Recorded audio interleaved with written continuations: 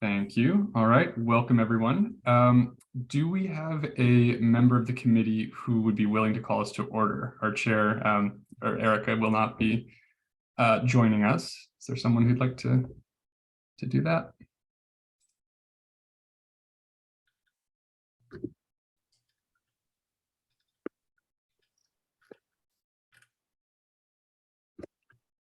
Hi, Celeste. Like we've got a couple members of the committee on now. Just in case you were logging on, I was just mentioning that Erica is not here today. If we have a member of the committee who'd like to call us to order, we can get started.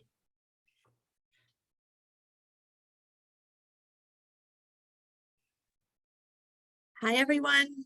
This is Celeste Jansen, a member of the committee, and I will call us to order. Nice to see you all. Thank you, Celeste. Thanks, Celeste. I will go ahead and take roll call, Jared. We're good. Yeah, sounds great. Andy Santana May. Present. Good to see you, Andy. Celeste Jansen. Present. Thank you. We have Zan Ojiro.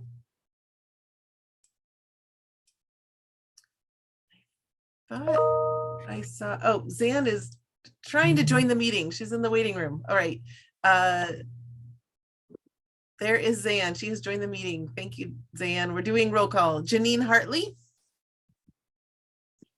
Christina McMahon.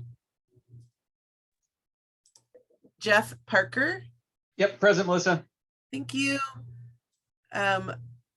Koi Vu. And that is everyone. Thank you. Great. Thank you, Melissa. All right. Welcome again, everyone. Just a reminder, this meeting is being recorded. And I am going to turn it over to Brian for a quick committee update. Thank you, Jared. Is this where I'm talking about Karen? I mean, not Karen, Erica. Yeah. Erica. Erica. Yeah, so Erica resigned from the council. And that's not a big surprise. She took a role in the fall, maybe it was late summer, to move from Oregon State University's Central Oregon campus to work for the state to the ODOT, I believe. So she's moved into a state agency role. So we kind of had to shift her into continuing on the council, but being in a non-voting role. And she said, yeah, I think that can work. And I can also continue to chair this committee, but I think work demands and so on, just kind of in a new job, I think made it impossible for her to really consistently chair this committee and stay on the council. So she sent us a resignation letter kind of at the end of the calendar year. So we wish Erica, yes, Erica, I was like saying somebody else's name, but we miss Erica all the best.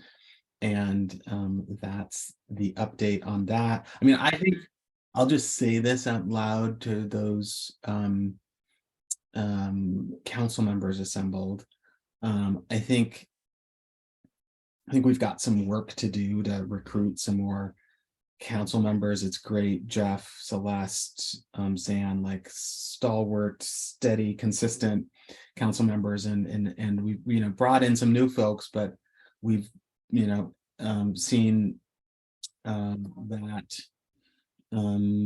actually two of the newer members have moved into roles with the state, right? So of our last sort of recruited class, we're actually now down 2 people.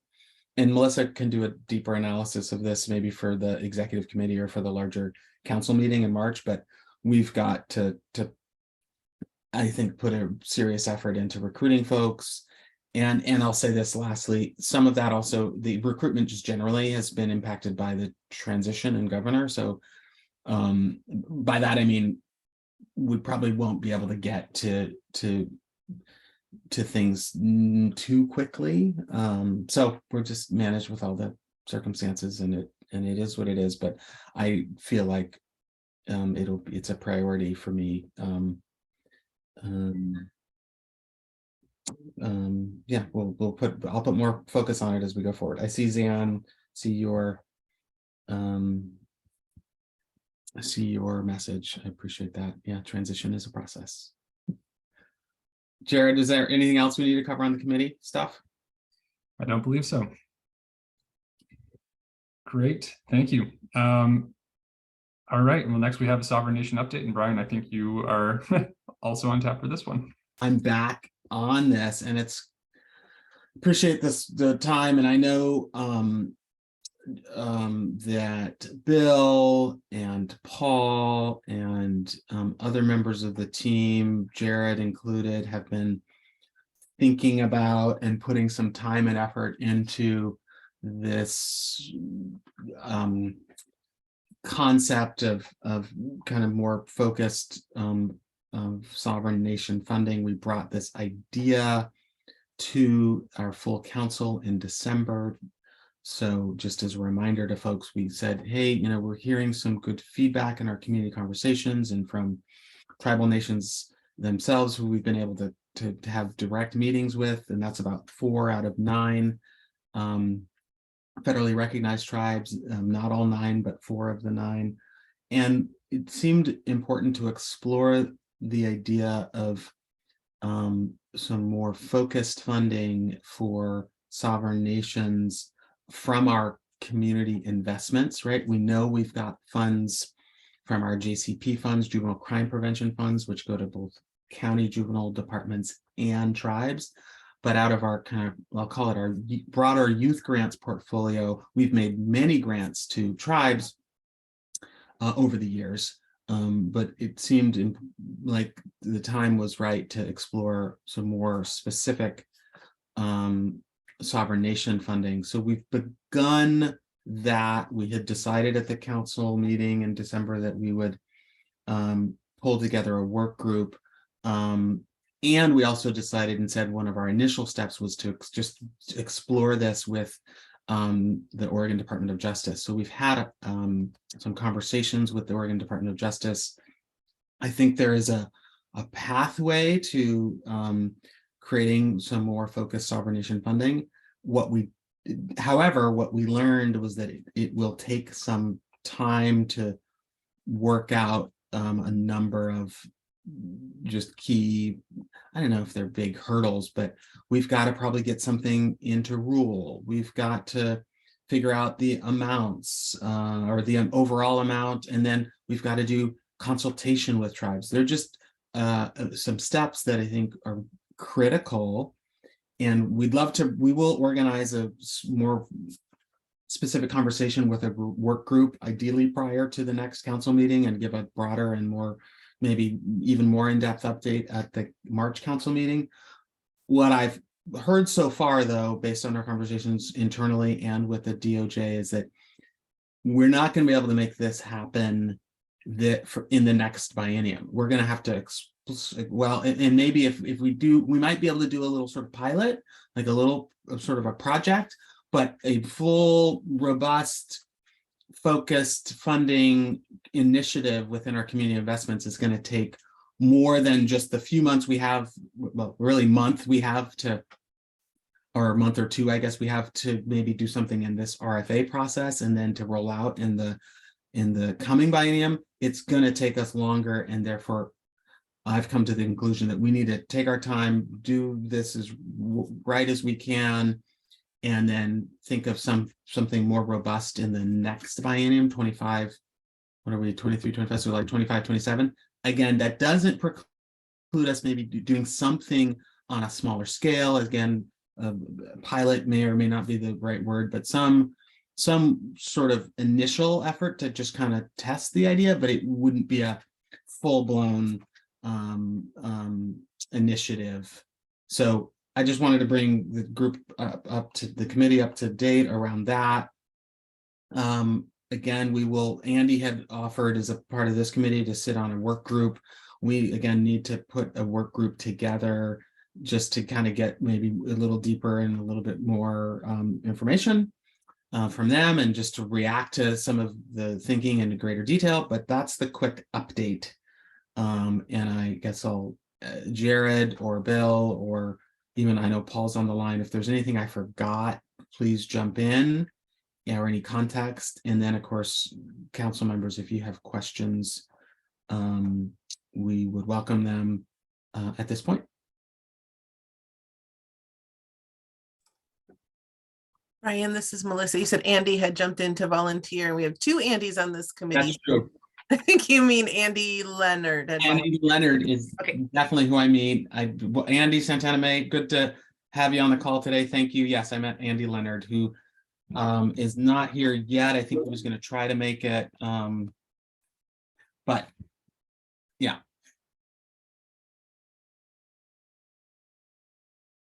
Great. Thank you, Brian. Does anyone have any questions or anything before we move on?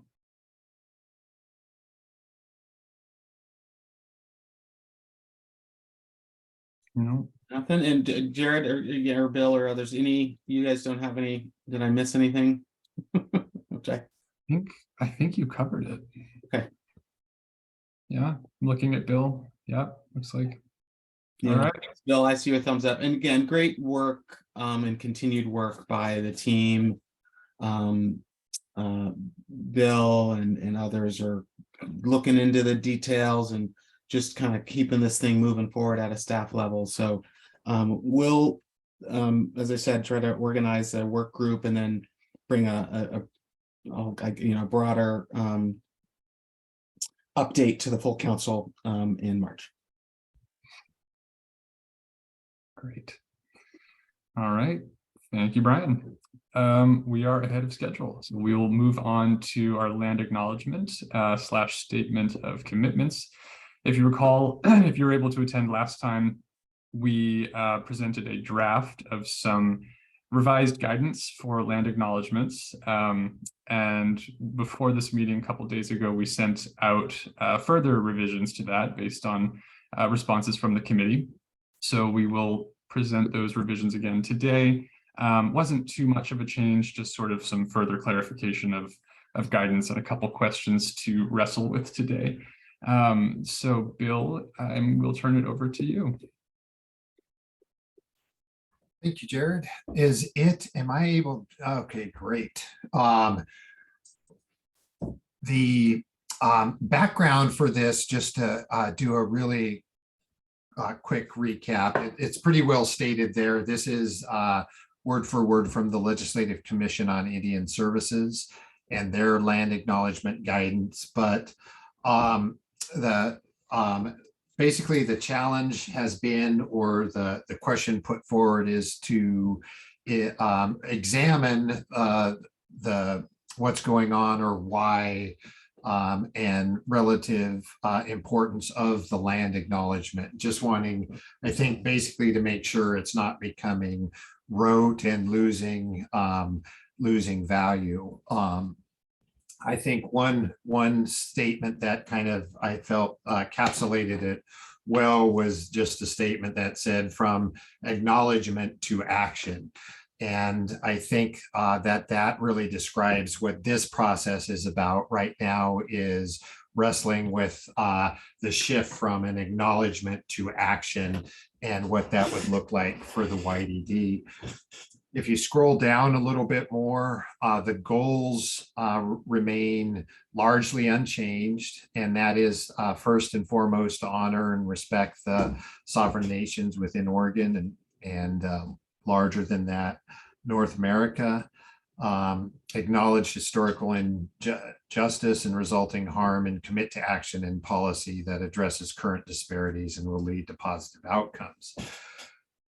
This then has been packaged into the section we call meeting guidance. And this is a draft version of kind of the choose your own adventure aspect of this, kind of the if-then statements. Namely, again, guidance, say if Jeff Parker was going to chair this meeting at some point in the future, there may be a this would be in his toolbox, or he could look at this and go, okay, it's a virtual meeting. We're not really on anybody's land. Therefore, I'll move to the, item number 2 and read the commitments that the YDD has. I think for this group, to bring this back into the moment, the current kind of items that we're wrestling with is that in this acknowledgement to action kind of framework, when we get to our commitments, as the land acknowledgement is not perhaps center, the land acknowledgement, I mean, is really, there's no, is focused on particularly the people that were here before us, the Native American population. However, if the land acknowledgement is a little bit downplayed in a larger commitment to our action items around addressing injustice and disparities and the commitment to ameliorating those and the results of that, then it becomes the question is kind of within this, to what extent is it, and you can see in A, B, C, and D, the tribal nations are called out quite a bit. They're, say, for example, number C is an example of elevate the voices of communities we serve in our advocacy engagement of policymakers. That's an example of one of that isn't specific to tribes, and so as it's read, there's one potential question is should it still be tribal, very specifically related to the tribal nations here and youth here in Oregon, or perhaps a broader, our commitments go beyond that, these are part of larger commitments for advocacy for all. So I think if we just scroll down a little bit further to reconceptualize this, it's kind of like if using the land acknowledgement, here is one that's been proposed, and it's if you recall from those who have seen earlier versions of it, I think we went from about a page to this. So it's been truncated quite a bit, trying to grasp just kind of the core. And it would be something that would be available to drop into this or into a chat bar type of thing, or when appropriate, be read out loud. With that, I'll just kind of pause and see if there's any questions or if some of the things that maybe Celeste, all right. Yeah, I think I missed a meeting, and the last I remember in the state, there was a request from the tribal governments to pause on doing all land acknowledgements, and there was a group that was convening to discuss what next steps were. Can you help me fill in the gap from there to where we are now? Is that still the request, or I'm looking at some blank faces. I jump in real quick. Yeah, great. Bill, I don't want to. In at the beginning of the doc, I don't know if Melissa or Bill or somebody wants to scroll back to the top, but the Legislative Commission on Indian Services recommended that agencies pause. Yeah. So LCIS recommended that we pause, and that was based on feedback from some tribes that felt like the acknowledgements were re-traumatizing and not a good use of time. Other tribes had weighed in and said, no, we think the acknowledgements are good and are helpful and fine. So it wasn't like all tribes agreeing. Mm-hmm. But LCIS ultimately said, hey, we think this, we recommend a pause. and then after recommending the pause, then they gave some guidance. Mm. That is what Bill is, I think we could provide a link to it if you want. And we took that guidance and yes, had, I think, one or two conversations at this committee, at least one, Celeste, around how to proceed. Thank you. I just had a gap there. That's really helpful. Yeah, and Celeste, so with that, that's a great start. And with that build up to where we are now, the meeting guidance, and this was more from where you miss it, was like, the consideration is that it's not always necessary or rote to just have, okay, land acknowledgement time. And so this was kind of like some guidance on how to determine if the land acknowledgement perhaps isn't appropriate for this. And some of it, to be explicit, is like, of course, if we're meeting with tribes or specifically on tribal land, then to confer with the hosts prior to the, and just allow for and then defer to their preferences. Then secondly, kind of with the new information is like move from that acknowledgement to commitments. That would then be the primary kind of opening, would be just, like almost one conceptualization that I was having of it, but this is just, it's necessarily the context to put it in, but was like almost like those moments of silence as you open a meeting to contextualize, okay, why are we here? What's our, what's the here's, let's, take a minute to acknowledge, we got here through a, historic series of events.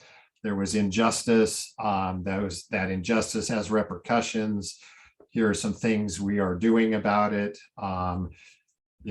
Moment of silence to consider, how we can advance, something like that today.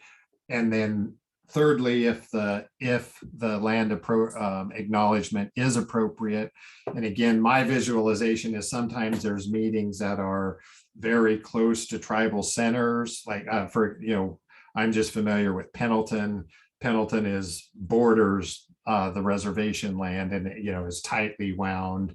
So like in a location like that, where it may not be officially tribal land or with tribal members, it may be appropriate in that context to just say, hey, a reminder of the land, and proximity kind of relationship. So did that help? Yeah, and I'll just add into Celeste. I think one of the things that we were wrestling with and sort of would like the committee to wrestle with is this number 2, these statements of commitment. That was sort of our attempt to, if we're hearing that sometimes a land acknowledgement feels performative, and if that's the case, can we move away from that and have just broader statements of commitment to all the communities we serve? Do we call out the tribes explicitly in those statements of commitment, or does that sort of again then feel exclusionary to other groups, or does it? I guess that's sort of where we would like your feedback there is how do these sound to you? Do they need to be revised? I'm seeing some hands pop up. I'm not sure who was first. I see Zan and Jeff. I'll go ahead. I think that the statements of commitment or using our vision statement and adding the commitments reflects the conversation that we had at our last meeting.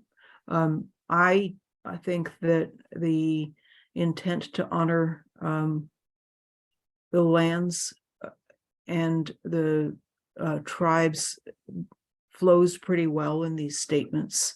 It doesn't feel like it's artificial or forced. So I think that I'm comfortable with it. I like the fact that it talks about what we are going to do: educate, elevate voices, engage, invest. And I like the fact that investment is first. So that seems to me like a good start. That's great. Thank you. And Jeff, you see your hand? Yeah, I had a couple thoughts here, and first it's just an expression of gratitude for working on this. It's just really, it's difficult and it's easy to get hung up on things. And I will just say in our own organization, I've taken the work that's happened here and I've distributed it through our equity committee. We've at times done this well. We've at times done it horribly poorly.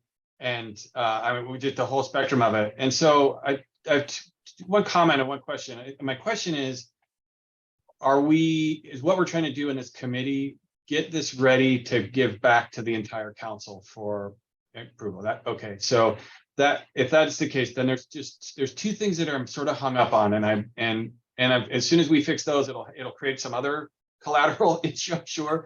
But there's a couple of red flags in here for me. One of them is that we're looking specifically at federally recognized tribes. And so we're not looking at other tribal entities, historic or otherwise, that have been delisted throughout history. So I don't know what kind of impact that would have to be making that distinction.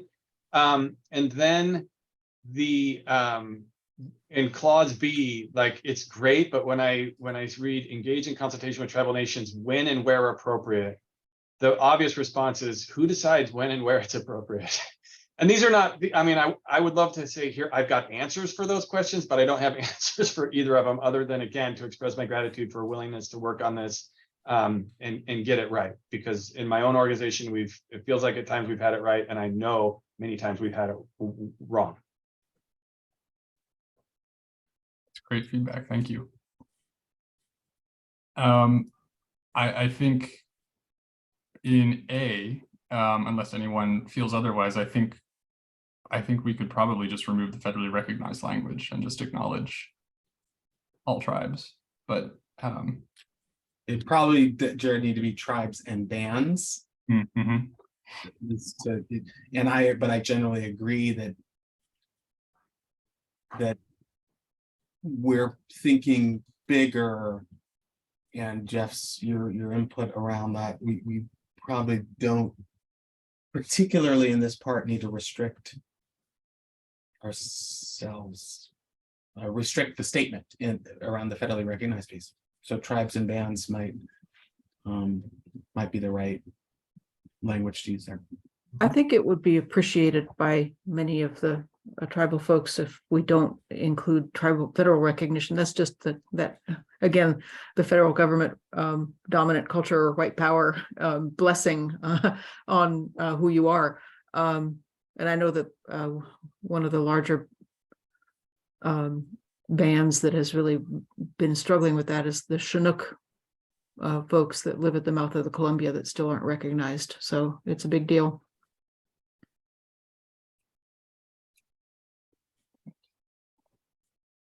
Thank you. Yeah, sorry to interject here. I also think that we probably don't have the expert that we need on this call right here to give us the exact language that we need. But then I see it again in Article B, which is the phrase tribal nations. That might not be the most sensitive language there, but somebody knows what is. We just need to find them, which runs, tried and true with Article B in itself, is when and where appropriate. This is where we should be seeking counsel, from tribal experts. Yeah, I'll just weigh in, and it's I think the tribal consultation, at least as I understand it, is and feels very particular to the 9 federally recognized tribes. And so when we engage in that process, it will be with the recognized tribes and the tribal nations. And it may be more valuable either here to say the 9 federally or maybe we leave tribal nations just sort of like fewer words, but the consultation process is very much related to the federally recognized tribes. So number one, I would argue probably for leaving it. And then number two, I think the when and where appropriate, perhaps we could just, it seems sort of unnecessary at this, in this statement. It like raises a flag, I think, as Jeff has pointed out, probably unnecessarily. We engage in there's a Oregon Department of Education tribal consultation policy, which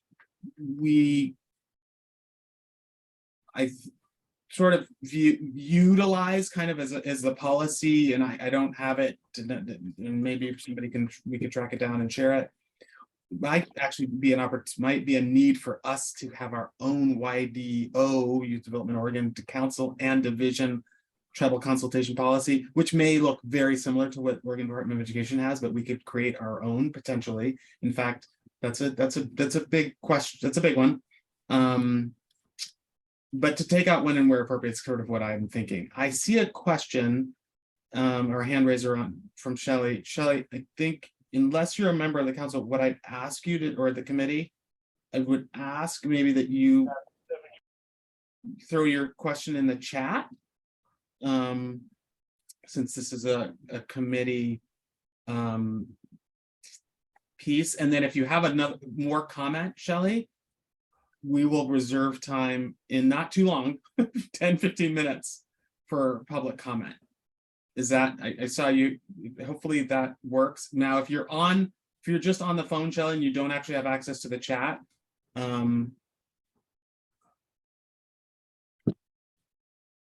maybe you just need to come off mute and ask it just so we can hear what you have to say. Oh, Shelley's wondering why she's in this meeting. I am not sure.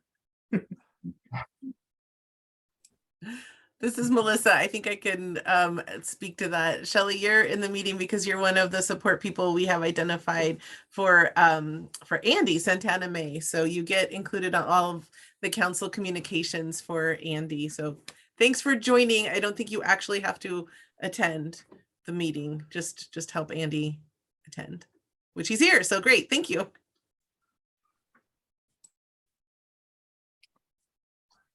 Great. All right. Thank you. So I think next steps, we can remove that language that we've indicated we'll remove, and think about this a bit more, and consult with who we need to consult with to make sure we get it right. Bill or Brian, do you have anything to add on that?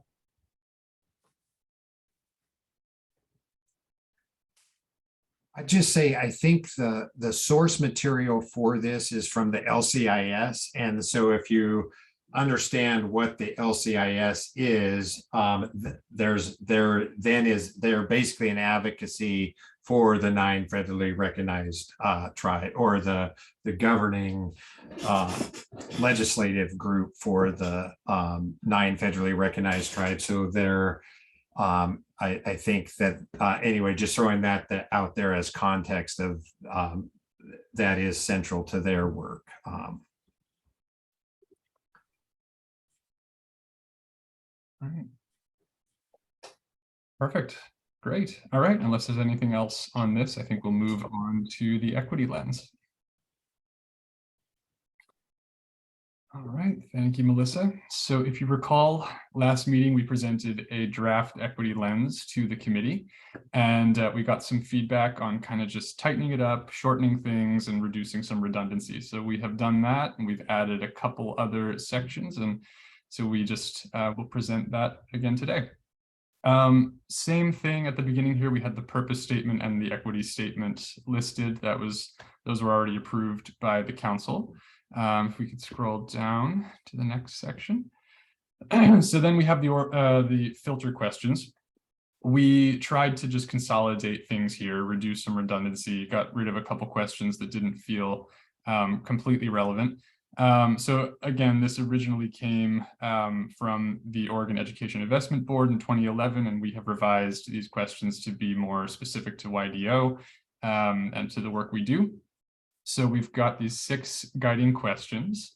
If we could keep scrolling down. And we can just keep going to the next page. Thank you. Thank you. So we've got those questions. We can take a closer look in a moment. And then we have this reflections section, which essentially just says that we are committed to an improvement process after all the decisions that we make. With this lens, we will analyze how those decisions go, and we will improve accordingly. And then we added some implementation guidance. So one of the recommendations from the council, the committee last time, was to provide a bit of guidance on when we would utilize this equity lens. So we tried to just draft some situations in which we would use that. Again, this is all draft. We can revise this, edit as you see fit. But that is kind of where we see this being implemented. And then at the very bottom, we have, if you recall, last time we had the 5 Ps listed. That was from Multnomah County Office of Diversity and Equity. It had purpose, place, people, process, that sort of thing. And rather than call that all out in the lens, it felt redundant. So we just linked to it, and then also to a quality improvement cycle, also from Multnomah County, on how to improve decisions related to equity. Yeah, so that's really it. Those are the revisions, and just wanted to hear back from the committee if you had any feedback or any concerns, questions, recommendations. I suppose we can scroll up again to the questions maybe and see if you have any thoughts. You might read them out. This might be helpful, since we're kind of scrolling. Just Yep. All right, so guiding questions we have now. 1, who are the racial, ethnic, and underserved groups who are positively and negatively affected by this decision, policy, investment, initiative, etc.? Consider how different groups are situated and impacted differently by current barriers and history. 2, what is the potential for strengthening and improving decisions on youth well-being, achievement and success, and/or reducing disparities, inequities, or barriers? Consider any unintended consequences, including increasing contact with, systems, net widening, processes that might re-traumatize, and political implications. 3, who has the current/traditional power or authority, and how is that shifting?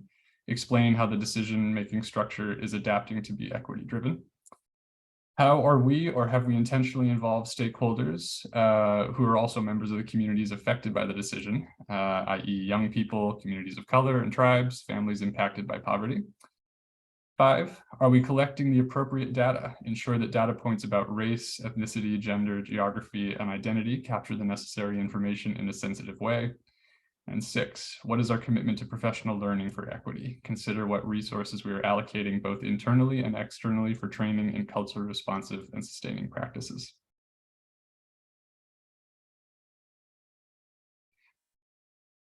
I will open it up for discussion.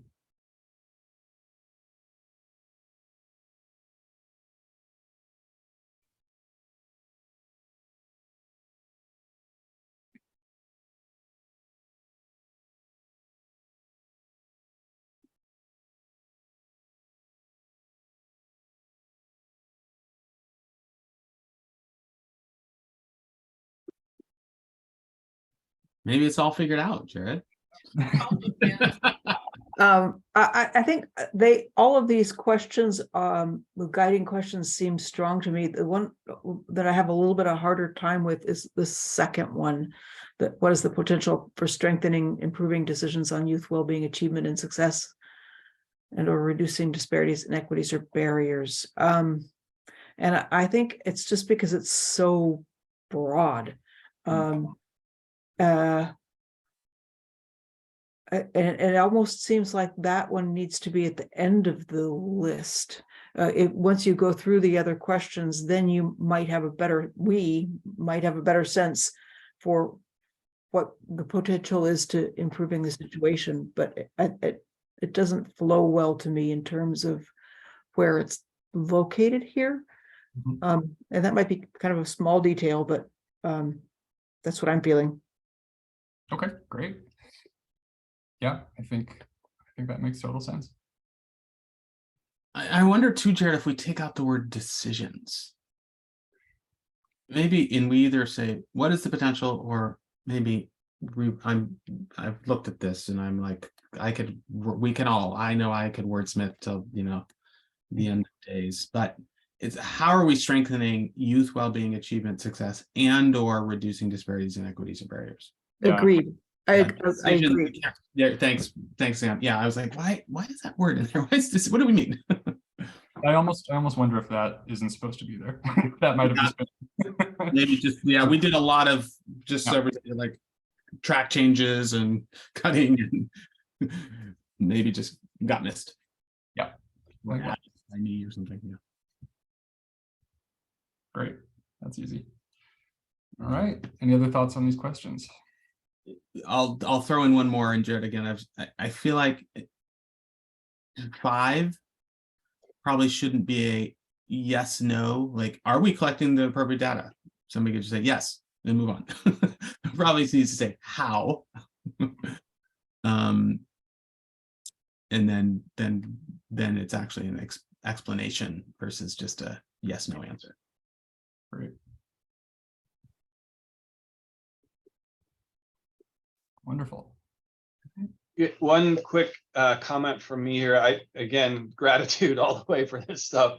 What I appreciate about this is at the bottom where it says where we will use this, because I think that's just as important as what we're doing. And this is where at Northwest Youth Corps we've gotten hung up in terms of implementation of, okay, if we have this equity lens or this toolkit, do we use it on every decision, or like what triggers us to use it? And boy, that you can get wrapped up in that pretty quickly. But just as importantly, I think is in our organization, there's no stop button here, right? There's nothing in these guidances that says, if you don't do this, then you should stop and not proceed. And I think we have, and I don't think that I'm not advocating that we should have that, but what we should have is an environment where if we make a single decision, we are choosing not to make a bunch of other decisions. And so we want to document that. We want to say, yeah, we did consider this and we chose differently for these other contextual reasons, but we did consider it. And I think that is part of the process that in terms of transparency where we want to get to. Yep, we knew it was in our guidance. Yep, we didn't answer it in a way that made us feel great. We chose to go forward because of these reasons. And we are committed to getting better at it next time. So really just a comment there more than anything. But having the areas where we're going to implement it is really helpful. I also wanted to just thank you all. This looks really good. I know we've been looking at this for quite a number of committee meetings. And it just strikes me that I think we're putting forward a really strong statement that essentially is a draft and will always be a draft, and that we'll see what it's like in practice and be able to have a conversation again about what's working and what's not working once we put it in use, and really get feedback and see where there's hangups or where there's confusion. But I think we've done a lot to evolve it from where we started off at the very beginning. Absolutely. Thank you. Yeah, and I think, I don't want to speak for any committee members, but I imagine, this to some extent could be a living document that if things don't go quite the way we hope, we can revise and revisit. Great. All right. Are there any other comments or questions here? I just dropped one in the chat, Jared, about being more explicit about when, so we can have more detail, but just to be clear, y'all can read my chat. All right, sounds great. All right, thank you all. If there's nothing else on Equity Lens, I think we just have public comment remaining.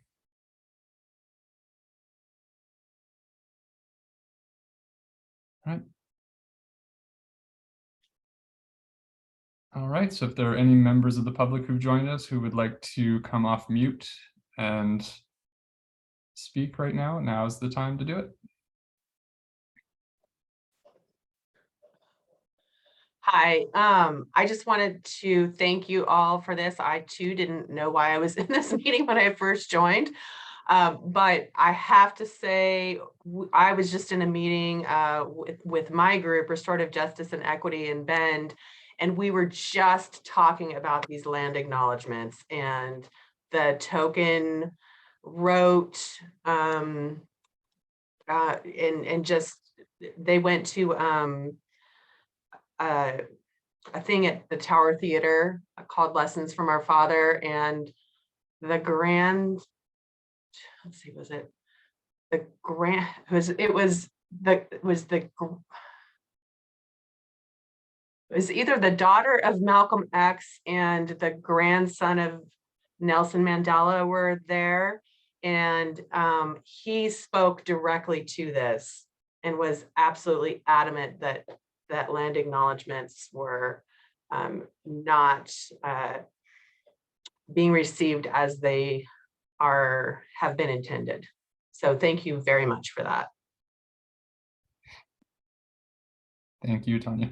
Yeah, thanks for the comment, Tanya. I really appreciate it. Any other members of the public who'd like to comment? This is Jeff Milligan with the Central Eastern Oregon Juvenile Justice Consortium. Again, like Tanya said, we're really appreciative of your work on the land acknowledgement statements. We meet in a lot of areas where we do land acknowledgements, and often had the same feelings that we've struggled with figuring out the best ways to do this, what to include. And but thank you for that's great work, and it's continuing work. Also enjoying Bill's background there. That's Thank you, Jeff. North Falls up at Silver Creek Falls, if you're wondering. yes, it's very nice. All right. Any other members of the public who'd like to comment? I think I'm seeing that most people have jumped off. Hey, Jared, can I just, I want to say real quickly, is Andy still on? Andy Santana May? Is he still on here? Andy sent me a note. He had to leave to go to work. Oh, well, there you go. I was just going to say, I wondered if Andy had any comments or additions, since it's been a little while since we saw him, and they're doing their best, I think, trying to make sure he can be connected, and have had, as many organizations have struggled with staffing and understaffing, and so it's just good to see, well, hear Andy's voice there for a second at the beginning, but now he's gone.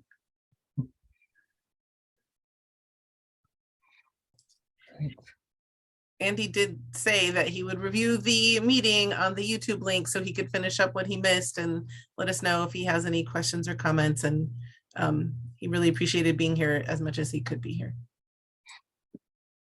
Awesome. All right. Well, if there are no other questions or comments, I think we might be able to give you a few minutes back to your day before lunch. If appropriate, I'll drop in the from acknowledgement to action link. If for those that were said, I think a couple folks mentioned from Central Oregon, they were interested in this, and I but I wanted to check, how does that sound, Brian? Yeah, it totally sounds good. Is that, I see that, yeah, yes, Bill. Okay. Love it.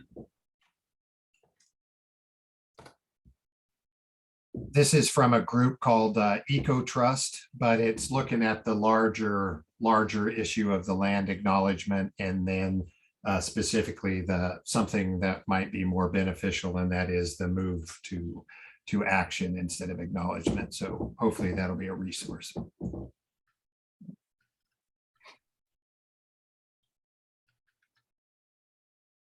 Okay. Any other comments or questions?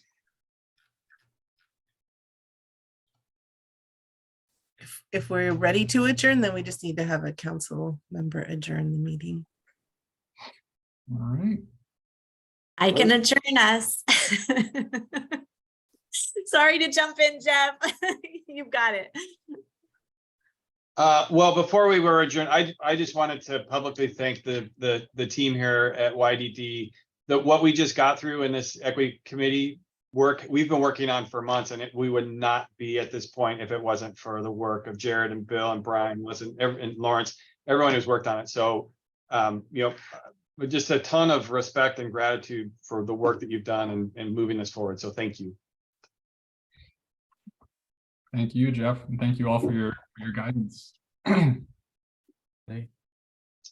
with that, Melissa, do I officially say we're adjourned, or I call for us to be adjourned? Whatever the right language is, it's adjournment time. Thanks all. Take care, everybody.